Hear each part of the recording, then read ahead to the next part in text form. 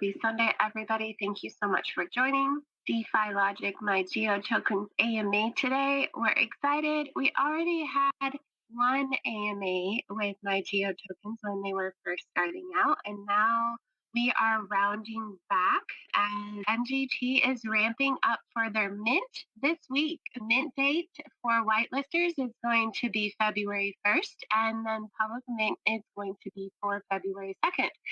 If you don't know, MyGeoToken is the world's first geospatial NFT marketplace. They are bringing an MGT app, which if you go to their Twitter, you can see some videos on it. And simply, you'll find as well and used for loyalty programs, engagement, marketing, and lots more, which I'm sure we'll get a great recap from Steve. Steve is the founder of MyGeoToken. And we also have not Pepe, though. He's on the DeFi-Logic side. He'll have some questions and probably go over some stuff with Steve. And I believe we have some whitelist stuff going on. Pepe, I'll let you go over the stuff that we have lined for our DeFi-Logic peeps for that and tell him how to go about doing that during this AMA. Thanks for being here, everybody. I see some whitelisters already in here, but if you would like whitelist for MGT, screenshot yourself in here and open a ticket in the MGT server. Somebody could just drop a link for that in the chat. Open a ticket and we will go ahead and give you whitelist for being here. We appreciate it. I see some other whitelisters in here, so thanks for being here as well, guys. Excited to be here. And before we start, just want to talk about the Astrobit trading indicator that we have coming up in DeFi-Logic. So we officially are starting beta testing for our ETH strategy with Astrobit. The form is ready and good to go. We will be dropping that in the server with some instructions today. I think there's about 50 slots that we have available. So if you'd like access to the strategy, you get a free bot during beta testing on Astrobit's platform and free access to our strategy during the beta testing period. And if all goes well, we'll be listed on their marketplace. So fingers crossed. Let's hope everything goes to plan. All right. And on to Steve. Thanks for being here, Steve. Of course. It's obviously very important because I love my Chiefs and I think kickoff is right now. Thanks for booking me during kickoff on my favorite team, by the way. Nice. I hope it goes well. I hope Astrobit goes well, and I hope the Kansas City Chiefs win. There's more important things in life than football, but it should be a good game. Yeah. For sure. For new people that have no idea what MGT is, why don't you talk about that a little bit? Just give a brief overview and try to segment out the app, which gets a little confusing for people. So there's the app side that's being built, and then there's the Genesis collection that'll mint this week. Yeah, I've been talking about the two together in our last few AMAs, so I think it is good that we separate the two. And I'll probably start talking about what we're building with the app and what we want MyGeoTokens to become, and then I'll talk about our Genesis mint and what that's going to enable and the value and utility that that's going to provide. MyGeoTokens, like Christine was saying, the world's first geospatial NFT marketplace, and that means that we have an additional layer on top of what would be traditional marketplaces. And that layer is this geospatial layer, this mapping layer on top, where if you want to drop some NFTs somewhere in the world, whether that be at a venue, in a specific city, in a state, in a country, in a continent, wherever you want this geofence to be, where people need to be within, you draw it with your finger on your phone. We always say it's fence, drop, snag. Easy as 1, 2, 3. So the first step is you geofence where people need to be. Second step is you drop whatever quantity of collectibles and NFTs that you want to drop. And then it's up to people to open up the app, prove that they're a green dot within a red geofence before they're able to pull down and collect. So this is the primary piece of tech behind MGT is this geofencing. This is our patent pending tech also. We've submitted to the US Patent Office. Our second big piece of tech in the project is the idea of minting on demand.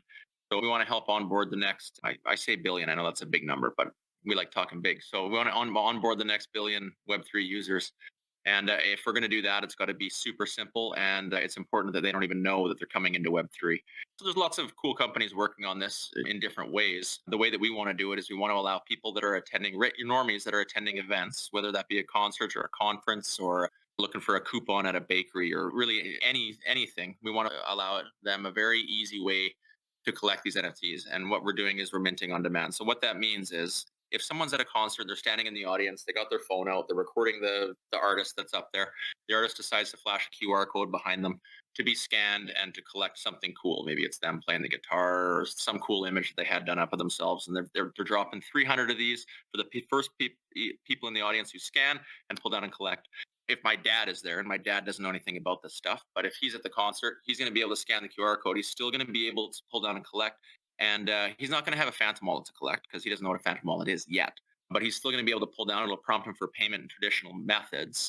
So he could either double tap the side of his phone or pay with a credit card, traditional ways of paying for things. So in that moment, he's not actually minting an NFT. He is purchasing a file, really, that resides in his MyGeoTokens wallet. It's like a native repository of files that he has within the MyGeoTokens app. And then if at some point later on down the road, he wants to actually mint this into an NFT, because he will see the value of each of these as time goes along, because we're going to be pulling that in from the most recent transactions on secondary markets for these things. He might say to himself, holy smokes, this thing's worth $200. I bought it for 50. Let's mint it now. So at that point in time, he can create a phantom wallet and go through the process of figuring it out. But in the moment when he wants to buy, we want to allow as few barriers as possible to allow these people to make that transaction. So that's a second piece of tech. Lots of use cases for MyGeoTokens. It was the initial inspiration was geocaching 2.0. So to allow people to hunt for digital treasure in the forest, or to hike to the top of Mount Everest and to be able to collect something that's been dropped up there, or to sail to a remote island in the Pacific and pick up some buried treasure, some pirate treasure, digital pirate treasure. So this was the inspiration, and I do think this will be a big piece of the fun of the app. But I think a big part of the commercialization of it will come from small businesses, events. Like Christine was saying, it's loyalty, branding, couponing, marketing platform, really is what it is. Imagine waking up in the morning, starting with your MyGeoTokens map and saying, oh, what's going on in town? What's going on within walking distance of me? Maybe there's, maybe I can be down at the docks for a booze cruise or for a boat trip. Maybe there's a bakery that's selling bread. If you're there before 8 a.m., it's 40% off. Maybe there's movie tickets that are discounted at the theater that's across the street from me. So these types of things. The use case I like to really talk about, because it really shows the harmony between an influencer, a business, and a consumer or customer, is Dave Portnoy and his pizza ratings. So I'm sure there's others that are listening to this who can't stop watching Dave do his pizza reviews. I've been obsessed with it for 5 or 6, 10 years even now. But what's to prevent, just so for those of you that don't know, Dave Portnoy is Barstool sports guy. He goes around from pizza place to pizza place. He buys a pie. He brings it outside. He talks about, takes one bite. Everybody knows the rules. And then he gives it a grade. So it's between 0 and 10, and that's it. But it's incredibly entertaining for some reason, probably because he's pretty good in front of the camera. What's to prevent Dave from dropping 300 NFTs at each of these pizzerias that he has done up? He's had one of his designers do up with the grade of the pizzeria, the name, the grade, and maybe his face or the Barstool logo in the middle. So there's 300 for the first 300 people that get down to this pizzeria. They can pick up this NFT. They can pull it down into their wallet. And really what that is, it's a lifetime 10, 15, 20% discount at this business. The business benefits from the increased foot traffic and the publicity of this whole thing. Dave benefits because he's just dropped 300 NFTs at $30. So it's a quick X amount of bucks for him. The least pays his travel costs to get there, and in the swanky hotels I'm sure he's staying at. And then the consumer benefits because they're getting discounts looking forward. We like talking about that use case, but there's a ton others, and I encourage everybody to go check out our Git book. We're super proud of how that looks right now and all the use cases that we've listed in there. So that's what we're building. That's the MyGeoTokens app. Did I go through everything okay there, Pepe, or did I leave anything out? And then I'll go into the Genesis Mint coming up. Yeah, I think the one thing that I want to say and stress is that, like, the whole idea behind the app is really that it facilitates the geospatial component, utilizing, in my view, the true utility of NFT. So that's for endless use cases, right? I have some SMB, I have some other cool NFTs that I like, and I have just for the art, really. But I think the thing with MyGeoTokens that is really going to make people realize that NFTs are more than JPEGs is, like, that's what MGT really is. And I've talked about it before. We talked about it, I think, on the last AMA that we did in December, but California Department of DMV in California they are building an on-chain record on Tezos blockchain for verifiability of car titles, right? Vehicle ownership. So it's already something that we already know government is slow, right? They're very slow to build. And the fact that they're moving in that direction just means that this is something that I think everybody in crypto that knows like the true potential of what crypto and blockchain can be, I think that we're already like there. So something like MyGeoTokens is really at the forefront of that being there. You know what I mean? Being at that point of now, right? And everything is starting to emerge now. So when this launches, I think it's going to be a really nice way to onboard, like you said, Web 2 users to Web 3 and buy exposure through platforms like MyGeoTokens. I think it's really going to just blow up the space in general, because once they get over that one hump of, okay, now I have NFTs on chain because I minted them from the repository wallet onto my Phantom wallet. That's one step. Now they already have their Phantom wallet. Now maybe they go check out some dApp that they can hook up their Phantom wallet to and start getting into DeFi a little bit or something along those lines. So this is definitely something that I think in the broader, not just for the project itself, but is really good for the space in general to onboard new users to Web3, because that's really what's needed, right, in the space, I would say. But yeah, I think in terms of the project, once you really understand how the app works with the proprietary patent pending tech, and you can start seeing that, yeah, we have some use cases on the Git book, but there's seriously endless possibilities. Because just to take it a step further, you're like, you were talking about the coupon for the NFT, right? But it's like that opens up a secondary market. And that secondary market might not be that big because it's like a neighborhood pizzeria or something. But when we're talking like a club in Vegas or something like that, where it's, hey, like this Tiesto, like you always talk about, is going to drop this during his show at like 10 p.m. or something, right? And there's only maybe 1,000, and there's 3,000 people in the crowd or whatever in this arena or whatever it is, right? And then that is like a way that he's dropping that. You could burn it to get access to this club over here, right, for after the show, or you could use that as a discount for this other club over here. So you have to like make choices, and then all those different businesses can get in on the partnership with Tiesto, right, the influencer, and get exposure in the marketing sense during that experience. So in terms of that experience, I'd like you to talk about what you've talked about a few times, but just the conversion rates, right? At being at an event, talking with the Web3 ticketing company that you did at, what was it, Tulum Crypto Fest, I think, last year? Yeah, that company's BKS Backstage, and they're doing a lot of cool Web3 ticketing. He was a lot bigger name when I was younger, but I think they do a lot of stuff for Enrique Iglesias right now. So Yeah. he's a big enough name to make them legit. Yes. Yeah, we were talking conversion rates and how when you get people at a concert at an event like this, and you can see it. Like, I live close to Tulum. There's big parties that happen down here, and you watch the videos, and literally everybody has their phone out. They're just recording all night. Right. But so when you get an audience like that at a concert, they said the approximate rates are you're 50% likely to have somebody scan a coupon code that you put up to bring them in to show them what you're selling on their phone. They're 50% likely to scan, and then they're 50% likely to buy, which is absolutely insane. But when people are in the moment like that, you got them, right? You got them as part of the experience. Mm-hmm. Really, we look at MyGeoTokens as an alternative to the old merch booth, the old T-shirt grab, where you're lined up 40 deep to try to grab a band T-shirt. Maybe there's something that you can grab right from your seat that's a digital collectible that's got maybe it's access into the band's loyalty program. And there's lots of ways to do that, right? So yeah, the value is determined by the dropper. MyGeoTokens doesn't really create utility or value for the person who's dropping. We create the ability for them to choose a spot where people need to be to pick it up, to buy it. But yeah, people, I think, are starting to get pretty excited about what it can do. For sure. Yeah, and I think that's the whole point. Even though it's an app, I would say that it's more akin to the app store itself in the Web 2 sense, right? Because it facilitates all these different possibilities within that same platform. Even though it's not like multiple apps, it's obviously multiple collections of NFTs. But I think that it translates in the same way, at least some parallel to that. And so that's where when people hear the cost to utilize the platform and stuff like that, it does seem a little high at first, but then when you realize it's actually cheaper than using or being listed on the App Store or Apple in the iPhone store, right?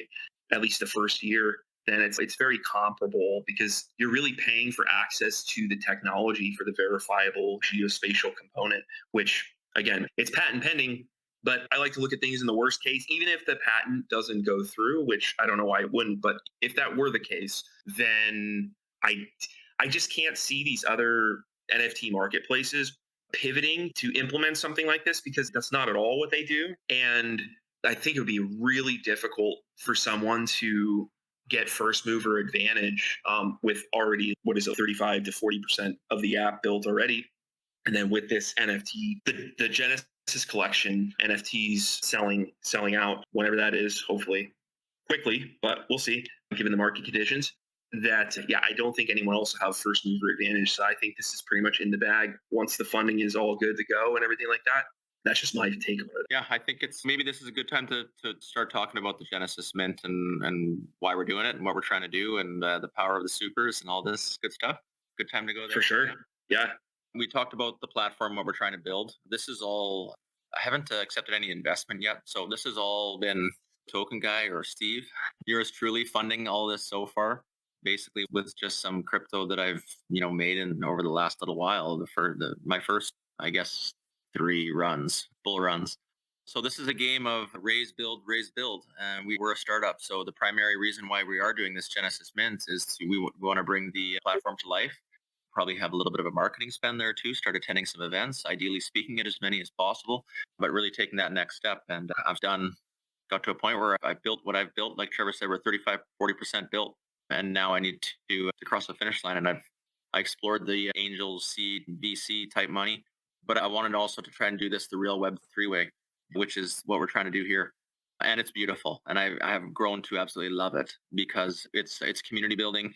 It's as a business owner, you're not having to give up large amounts of equity in the business itself. There's other ways to reward your community, incentivize and revenue share and these types of things that are money for a business owner. So I think it's really cool. We're doing this to raise money and to get this thing built. And we're not raising a crazy amount of money, right? We plan to make anywhere between, I would say, 600K and 800K US from this mint, which is, so there's 3,333 of these Genesis NFTs that we're minting. There's 5 variations, all different rarities. Our rarest being Lunar Geo. This is Lunar. Geo is our sort of, we call him our chief adventure officer, like our mascot, or if I had split personalities, he'd be my alter ego. But Yeah. it might only be 19 again. But yeah, so they're all featuring him. They are priced at two SOL for our whitelisters. I'm talking about 2 SOL and 2.5 SOL for our public mint. We do our whitelist sale next Thursday, February 1st, and our public mint is February 2nd. I'm starting to get super excited about this. I'm hardly sleeping right now. This is how these things go. But it's been awesome. It's been a fun ride. And so, yeah, we hope to sell out these things. We added what we call super geos. So we've also created 33 super geos, a unique one-off NFTs that are straight up, the design of these are better than the look and the design of our. You got to show it. Can you screen share? You want me to show it? Yeah, I do. Okay. They're awesome, dude. Aid crushed it. Aid's in DeFi-Logic too, by the way. Yeah, Aid's been helping you guys for a little while now too, right? He's been around. Yeah, he has. Oh, yeah, he's helped us out a big with a bunch of different stuff, big time. So Aid is the chief creative officer for MyGeoTokens, and he is incredible at making things look good, I would say.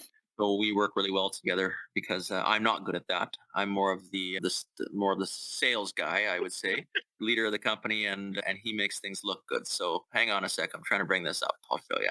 I'm laughing because Sloth said, should we show him the super secret Aid special super geo? No, we're never showing that one. It's not even a thing.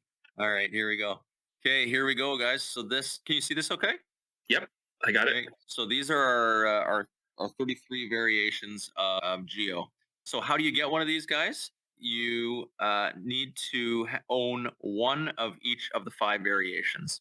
So it's going to be toughest to get these lunars. The lunars will become valuable. But once you get all 5, you're able to come into our Discord through a match gated channel, which proves that you have one of each of the 5 variations. It's first come, first serve. Those that get in first they're able to pick whichever one they want. We'll kill them, X them off as you come in, and then we airdrop these to you. And these have a lot of value. This is the best thing you can get so far with MyGeoTokens. One of the big pieces of value, and I'll speak to all the value of these things. So we talked for a long time about allowing people to drop NFTs into the Amazon or onto an island in the Pacific or onto the top of Mount Everest without actually being there. Who's allowed to drop from their couch, really, or drop from the office? And we had decided that it would only be MyGeoTokens because a big piece of the platform is we want to inspire movement, encourage people to get off their couch and go explore and get to the concert and do all the things, get out of the house a little bit, which I think is still a big piece of what MyGeoTokens is. But we've added some value onto these super geos where anybody who owns a super geo can put things wherever they want in the world without actually having to be there.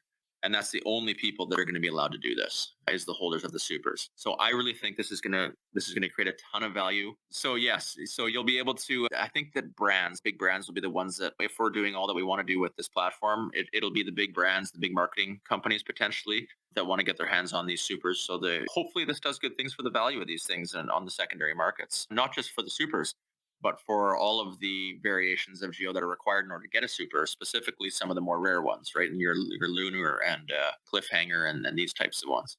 So yeah, let's talk about value and utility just a little bit. You got to have value and utility for these things. Sure, they look cool, but I would say first and foremost, these are utility NFTs that we're selling here. They're pretty darn good art. Also, we're pretty proud we've animated them now. So I think they look even slicker. And now with the supers, actually, the supers are cool art. Speaking more to the original create, that might not be, but they're utility NFTs. So what they do is on top of your regular roles and cool channels you get to be a part of when you own one of these things. This is like that's standard required to play type stuff. But on top of that, we're doing annual travel vouchers, giveaways, and we're going to do it early on. Right after we mint this, we're going to start to do this just to give faith to the community that we're real. So we'll do this. Obviously, we give away more for the more rare, and this is a raffle for everybody that has one of these. All the wallet addresses that holds each level, each variation of the NFTs. So that's the one piece of utility. The second piece is when a big brand or a big artist is going to do a drop. Let's use Taylor Swift because I'm about to see her all over the TV right away here. Let's say she is scheduled to drop.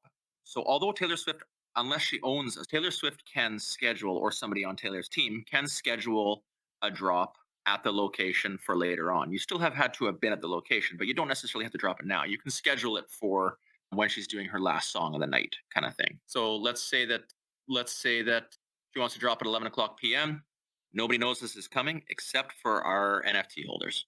So we're going to publish the schedule of drops as a feed to our NFT holders as well. So they'll be able to see what's coming, and they'll be able to mobilize in advance if they see something that might be valuable coming down the pipe. That's another, I think, cool piece of value and utility. And the other one is obviously the biggest one probably is the rev share. So MyGeoTokens makes money 3 ways. Important to understand that first. I'm talking about the platform now when it's operating. So the first way that it makes money is off of commissions. 20% of anything dropped and paid for on the platform, MyGeoTokens takes 20%. That's number one. Second way is royalties. Just going to plug this in, guys. I'm going to relocate it. It says consider plugging your laptop in so I don't lose you here. Yeah.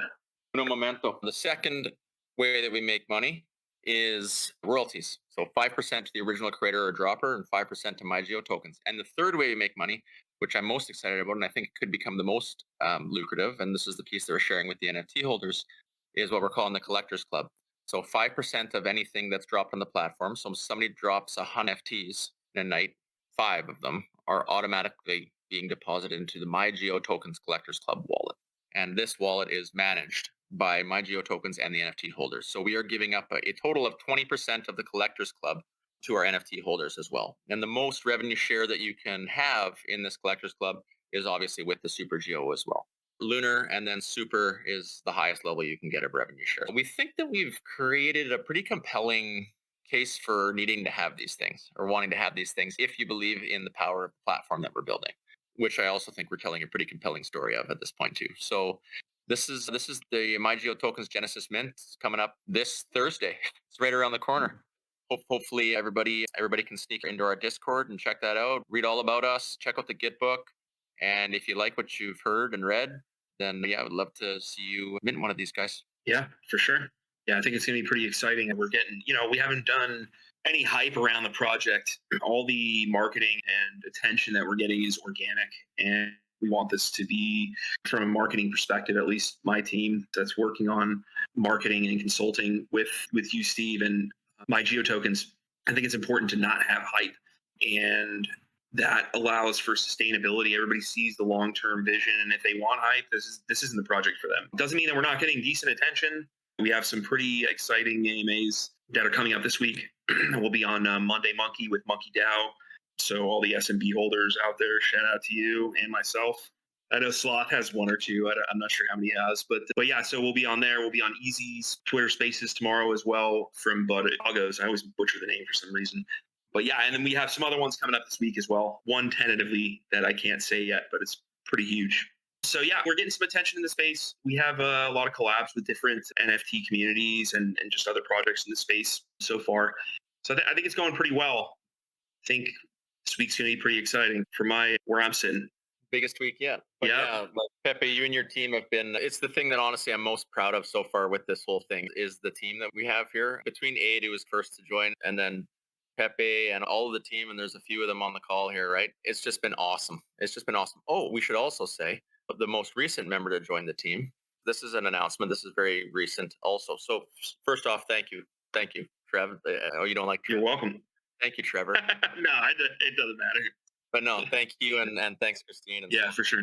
Everybody, Daniel's been chipping in. Lots of people are willing to help this project because I hope they're doing it because they really believe in it. And I'm super proud of the team that we have right now. These are all really good people, really smart people. Love working with smart, hardworking people, and that's exactly what we got right now. Speaking of smart, hardworking, our most recent addition to the team is Linda Stevens. She's on our Git book now, and this is a big piece that I knew we were missing for a long time. We're the geospatial NFT marketplace. We got a lot of people that know about Web3 and NFTs and blockchain and these types of things, but less that are geospatial wizards. I have a lot of experience with maps and geospatial tech, but I wouldn't say I'm a whiz yet. So I really wanted somebody on board as a geospatial advisor. So I've been scoping out LinkedIn for a long time and eventually started talking with Linda Stevens. She's a Esri OG from back in the day. She's very good at marketing too, which I always like people who have a marketing mind. But she's the map queen. And she's already sending me a whole bunch of links about security and how to turn maps into 3D. I think a big piece of the app's evolution is going to be the coolness of the navigation of the map and turning it from 2D into 3D and being able to pick up an NFT off the 14th floor of an apartment building rather than a 2D look. And then I also think we're going to need her to, one of the problems we're going to have is people trying to say they're places that they're not and trying to spoof their location, whether that's a VPN or something. This is a problem we anticipate coming. It's a good problem to have. It means that people are using the platform. So I want the problem, but we're going to have to figure it out at some point. And this is a big piece of this. I learned how to do research with universities in my last job, and this is something that I like to collaborate with the university with, a proof of location type stuff. This and potentially, from what comes of that, I'd like to continue to expand our portfolio of IP. So I think Linda's really going to be able to help with this proof of location, verification of location type stuff. So she's excited to be part of the team. She's, like I said, she's already sending me a whole bunch of stuff. We're going to try to get her on, I think, before Mint as well, whether she comes on an AMA or just on her own. Yeah. What's Esri for everybody that doesn't know what that is? Esri is, I don't even know what it stands for, but every municipality uses Esri as their primary base map layer that they work off of. Yeah. And it's really hard to create any sort of mapping tech that isn't built on top of Esri, because Esri's been around for so long and it's just the base mapping layer of everything these days. And I guess I'm speaking more specifically to governments and municipalities. It's what military as well is all over Esri. So it's a base mapping layer and technology that's, I think it started in the early 80s. She was part of the company through the 80s and early 90s. if you worked with Esri, you're in the world of geospatial. You're like an OG geo person. They started a lot. Yeah, for sure. Of IP. Yeah, she's going to be a solid addition to the team. And then also for the AMAs this week, we have Robot Sea Monster. So that's the company you can talk about a little bit, but that's a company that's already been working on the geospatial component and in some of the functionality for the app. That's like what, 40% built, a rough estimate. But yeah, the president and the senior dev, or he's like the manager of the devs, something like that. Ryan is more like he's like a BD guy, but really what he's the best coder. He's the best coder that they got. I see. He's trying to maybe break free of the coding and more into BD, but yeah, when they got to build something and they need to do it right, he gets involved. But yeah, Daniel and Ryan will both be there. We don't have any in-house devs yet. This might be somewhere that we want to go at some point after the platform launches. But I've chosen to partner with a Web3 gaming dev house is really what they are. They're proven. I wanted the least risk possible when building this thing. So I didn't, it's costing more than it would to probably have an in-house person or two, but I wanted to make sure that it's done right and exactly how I want it to look. So it's a risk mitigation play, I think, partnering with a dev house, at least to the point where we're launched, and then we'll see what it looks like after that. But they might always be involved in some way, shape, or form. They're pretty good. For sure. Group of people. Yeah. No, they worked with some pretty decent projects and stuff like that. I think NFT LA even they worked with, if I remember correctly. Was it NFT LA? Remember? No, I'm second guessing myself. It's on their website though. You can check it out. But yeah, so yeah, I think that's I don't know. That's pretty much all I can think of that we should talk about. But if anybody has any questions or wants to come up on stage, ask questions, or put it in the chat, feel free. When the project sells out. Yeah, Thursday. Yeah. I guess this is a good time. So if you came in late, if you screenshot yourself in the call and open a ticket in MyGeoTokens server, we have some whitelist spots still available. We're probably going to run out before mint, though, to be honest, with the couple of the collabs that are coming this week. But kind of something we haven't communicated yet, but we're going to start this week. It's something we've been talking about the whole time because we focused on organic marketing, and at least up until this point, no hype or anything like that. Once Whitelist opens, you'll have the opportunity to share a pre-populated tweet, or at least a tweet with the information that we specify in a channel in the server. And also there's instructions on the website or on the custom mint site that's been built. You share this tweet, you drop your wallet address. We'll figure out the exact process, but worst case, you'll drop your wallet address with the tweet. We'll verify on chain that address minted the NFTs, and we will send you Solana back to you. So the NFTs are actually less than 2 SOL for whitelist. We're pumped about it. So this is kind of uncharted territory. I think this is pretty fresh stuff. Yeah, we're pretty stoked. Should give us a nice little pump on Twitter, get some attention. And then once public mint opens, it'll be a free for all, I think. But anyway, if nobody has any questions, we can end the call. Here we go. We're strapped in. Yep, we certainly are. All right. Thanks. Yeah. Thanks to everybody that joined. And just a reminder that if you haven't already, check out the Astrobit form. We are starting beta testing with our ETH strategy on Astrobit's platform. You get a free bot. You get free access to the strategy during beta testing. All you got to do is fill out the form and follow the instructions in the form. The channel is linked in the Symposium Sundays chat. You can also find it in the Grading View channel in the server. All right, I guess that's a go Kansas City Chiefs. I don't really watch football. It's your team, so rooting for your team. Yeah, and happy Sunday, everybody. Thanks for having me. Thanks for coming out. Adios. Join us next week in Discord for Symposium Sunday at DeFi-Logic.com.